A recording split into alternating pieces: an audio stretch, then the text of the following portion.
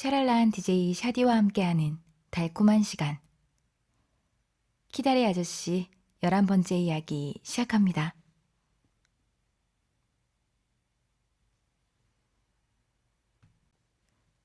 (12월 14일) 키다리 아저씨께. 어젯밤에는 참 이상한 꿈을 꾸었어요. 제가 어떤 책방에 갔는데 그곳의 점원이 주디 에벗의 문학과 일생이라는 새 책을 가져다 주는 거예요. 붉은색 헝겊으로 싼 표지에 존 그리어 고아원의 그림이 있었어요. 묘비 사진이 책 안쪽에 표지에 실려 있었고 당신의 진실한 친구 주디 에벗이라고 쓰여 있었죠. 제 묘비에 쓰여 있는 글을 읽으려는 순간 잠에서 깨고 말았어요. 잠에서 깬 후 얼마나 안타까웠는지 아저씨는 모르실 거예요.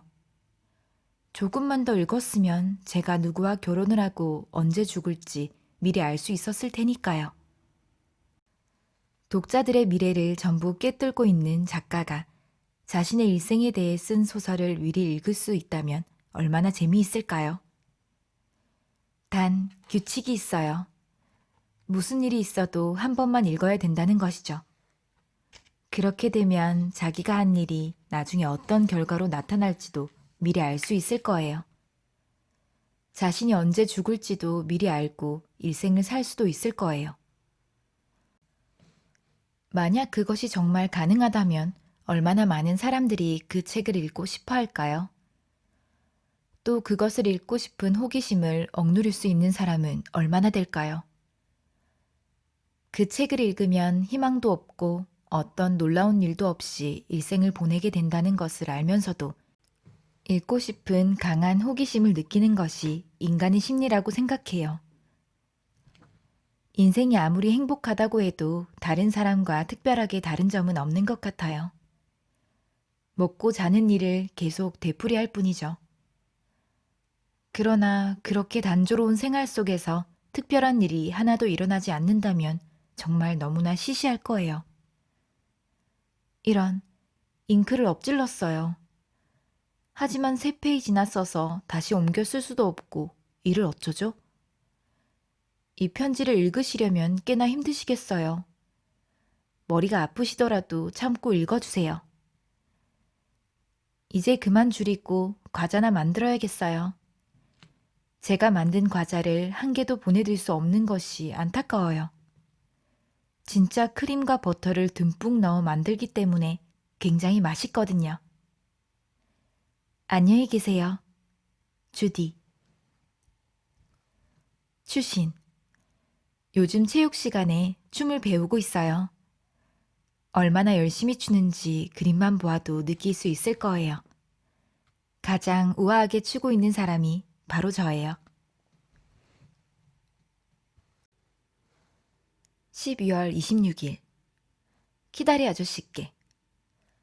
아저씨는 상식도 없으세요? 겨우 한 소녀에게 크리스마스 선물을 17가지나 하시다니. 이런 일이 있을 수 있나요? 제가 사회주의자라는 사실을 잊지 마세요.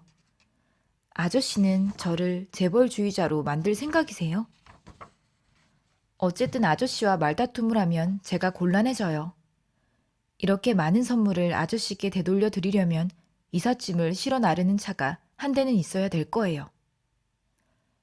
아저씨께 보내드린 넥타이가 많이 구겨졌죠? 죄송해요. 대단한 것은 아니지만 제가 직접 만든 것이에요. 추운 날에만 외투 단추를 모두 잠그고 매도록 하세요. 그래야 아저씨께서 창피하지 않으실 테니까요. 아저씨, 정말 고맙습니다.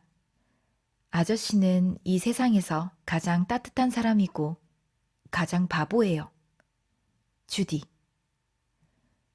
추신. 새해에 행복하기를 빌며 맥브라이드 씨의 산장에서 따온 네잎 클로버를 보냅니다. 1월 9일. 아저씨, 영원한 구원이 보장되는 선행을 해보시지 않겠어요? 이 근처에 아주 절박한 어려움에 빠져 있는 가족이 있습니다. 부부와 4 자녀가 있는데 아들 둘은 돈 벌겠다고 집을 나간 뒤 소식이 없고요. 유리 공장에서 일하던 아버지는 폐병이 걸렸답니다. 병원에 입원 중입니다. 그래서 저축한 돈을 다 써버리고 가족들의 생활은 24살 난 맏딸이 삭 바느질로 이어가고 있어요. 어머니는 몸이 약해 아무 일도 할 수 없답니다. 딸은 과로와 근심 때문에 늘 지쳐 있는데 어머니는 모든 것을 포기한 사람처럼 기도만 하고 있습니다. 그 가족이 어떻게 겨울을 버틸 수 있을지 걱정입니다. 저도 어떻게 도울 수 있는 방법이 생각나지 않는군요. 100달러만 있으면 연료와 새 동생들의 신발이라도 사줄 수 있을 텐데요. 아저씨는 제가 아는 사람들 중에서 가장 부자세요. 아저씨께서 100달러를 희사하실 생각은 없으신지요? 도움은 저보다 그들 가족이 훨씬 절실합니다. 특히 그 맏딸이 아니라면 제가 이런 부탁을 하지 않았을 거예요. 그 어머니는 어찌되든 솔직히 관심 없어요. 손가락 하나 까딱하지 않는 사람은 굶어 죽어도 마땅하잖아요. 모든 것을 하나님의 뜻으로 돌리고 그저 하늘이나 쳐다보면서 중얼거리는 나약한 사람들을 보면 우라가 치밀어요. 겸허나 체념 따위들은 다 무기력에서 비롯되는 타성에 불과한 것들 아닐까요? 저는 적극적인 종교가 더 좋습니다. 철학 공부는 정말 어려워요. 쇼펜하우어를 내일 전부 끝낸답니다. 철학 교수는 우리가 다른 과목을 이수하고 있는 것을 전혀 몰라요. 참 괴팍한 분이시죠. 늘 일상과 동떨어진 생각만 하는 것 같아요.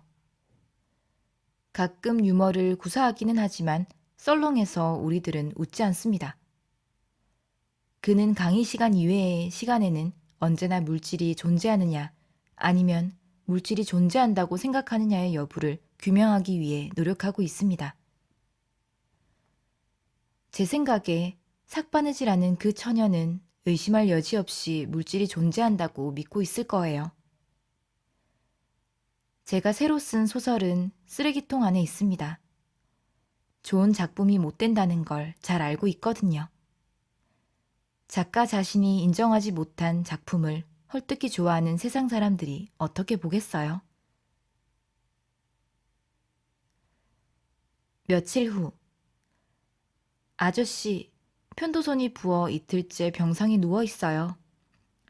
이 편지는 병상에서 쓰는 겁니다. 겨우 우유 한 모금이나 먹고 다른 음식은 입에 대지도 못해요. 왜 어렸을 때 부모님이 편도선을 완전히 고쳐주지 않았는지 모르겠군. 의사가 이해할 수 없다는 듯 말하더군요. 저도 자세히 모르지만 아마 우리 부모는 저에 대해서 애정이 별로 없었던 모양이에요. 다음날 아침, 저는 지금 막 이 편지를 붙이기 전에 한 번 더 읽어봤어요. 너무 염세적인 느낌이 들었죠. 그런데 실제로 저는 젊고 활기차며 행복하다는 걸 알려드리고 싶어요. 아저씨도 그렇게 생각하시죠? 젊음이란 나이와 관계없이 활달한 마음가짐에 있다고 믿어요. 아저씨의 머리가 백발이라 하더라도 아직 소년이 될 수 있답니다. 사랑을 보냅니다. 주디 올림. 1월 12일. 친애하는 자성가님께 어제 보내주신 수표 잘 받았습니다. 너무 감사합니다. 점심시간 뒤에 체육시간도 빼먹고 그 가족에게 수표를 전달했습니다. 그녀의 표정을 아저씨께 보여드리고 싶군요.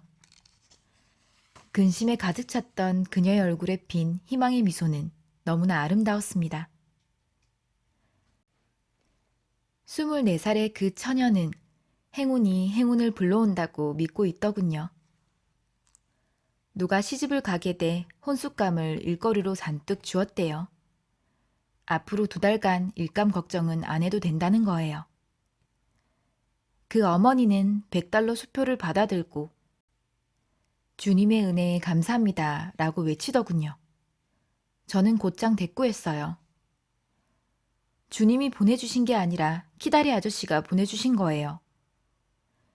그랬더니 그 어머니가 또 이렇게 말하는 거예요. 그분에게 그렇게 하라고 한 것도 주님이죠.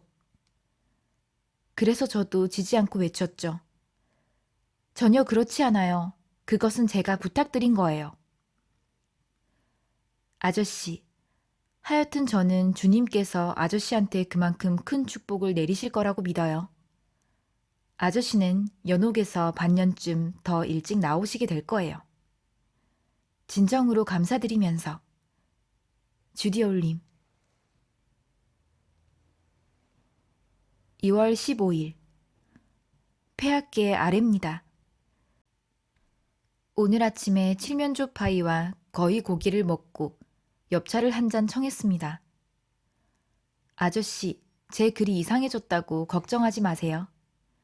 저는 그저 사무엘 파푸스의 글을 인용하고 있거든요. 영국사 시간에 기본 자료로서 그의 일기를 읽었어요. 저는 지금 1660년 당시의 영어로 친구들과 대화를 나누고 있습니다. 다음의 글을 읽어보실래요? 차린 그로스에 가서 해리슨 소령을 교수형에 처한 후 오장육부를 꺼내고 사지를 찢는 걸 보았노라. 그 사람은 그런 지경에 놓인 자로서는 태연해 보였도다. 또 이런 표현도 있어요. 자기 남동생이 발진 티푸스로 사망하여 아름다운 상복을 입은 기부인과 정찬을 나누었노라. 초상을 치른 지 얼마 안 되는 사람의 입장으로 손님을 초대한다는 건 너무한 것 아닌가요? 피푸스의 친구들은 오래된 썩은 식량을 가난한 백성들에게 팔아 그 돈으로 왕에게 진 빚을 갚으려는 계략을 짜냈어요. 개혁주의자인 아저씨는 이 일을 어떻게 생각하세요? 너무 사악하죠. 사무엘의 의상에 대한 관심은 여자와 다를 바 없었나 봐요. 그의 의상비 지출이 아내의 5배였다니. 그 시절은 남자들의 황금기였던가 봐요. 이 일기 놀랍지 않으세요? 그래도 그 사람들은 나름대로 정직했던 것 같죠? 금일 금단추를 단 내 훌륭한 캡리트 망토가 집으로 배달되어 오다. 이것은 무척 값비싼 것으로 나는 이 옷 대금을 치를 수 있게 하나님에게 기도한다. 피푸스의 글을 너무 많이 인용해 죄송하군요. 사실 저는 그에 관한 논문을 쓰고 있거든요. 아저씨, 학생 자치회에서 10시 소등법을 없애기로 결의했습니다. 이제 우리는 마음대로 밤늦게까지 불을 켤 수 있습니다. 다만 다른 사람을 방해하지 않는다는 조건이 있긴 해요. 그런데 우리 맘대로 늦게까지 자지 않다 보니까 오히려 더 일찍 잠자리에 들게 되더군요. 9시 30분이면 그냥 졸립거든요. 지금이 바로 9시 30분입니다. 안녕히 주무세요. 일요일. 지금 막 교회에서 돌아왔습니다. 조지아주에서 온 목사의 설교를 들었습니다. 목사는 정서를 희생시키면서까지 지성을 발전시켜서는 안 된다고 말했어요. 그러나 저는 무미건조한 설교라고 생각했어요. 미국 어디에서 온 목사건, 무슨 종파의 목사건, 모두 하나에서 10까지 설교를 하더군요. 오늘은 정말 상쾌한 날씨네요. 땅은 얼고 공기는 쌀쌀하지만 하늘은 청명하게 개었어요. 점심이 끝나자마자 친구들과 짧은 치마를 입고 들판을 가로질러 크리스털 스프링팜에 가려고 해요. 거기 가서 닭튀김과 와플로 저녁을 때우고 크리스털 스프링 씨에게 마차를 태워달라고 할 참입니다. 폐하의 건강하심을 바람하지 않습니다. 충성되고 신이 있고 성실하고 순종하는 신하 제2의 올림. 3월 5일. 평희언님 기약. 내일은 이달의 첫 수요일입니다. 존 그리어 고아원 아이들에게는 아주 몸서리 쳐지는 날이죠. 5시가 되어 평희원들이 고아들의 머리를 쓰다듬어 주고 떠나게 되면 아이들이 얼마나 속 시원해하는 줄 아세요? 아저씨도 개인적으로 제 머리를 쓰다듬어 준 적 있으세요? 저한테는 뚱뚱한 평희원들 기억밖엔 없군요. 고아원에 제 사랑을 전해주세요.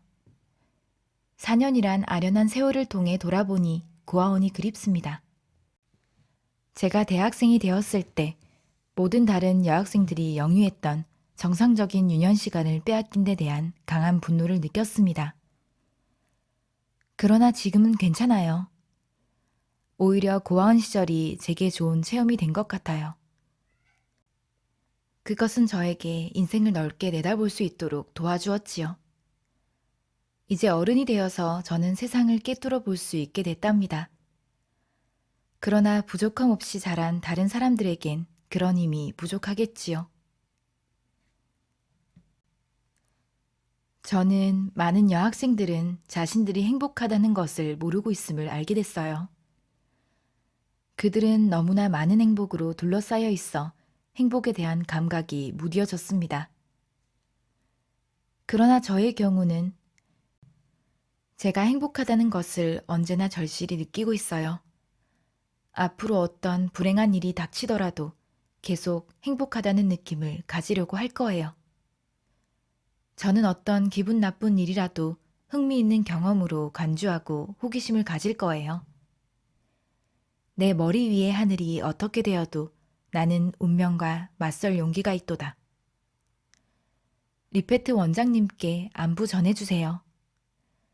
사랑을 전해달라고 하는 것보다 이쪽이 더 진실하다고 생각해요.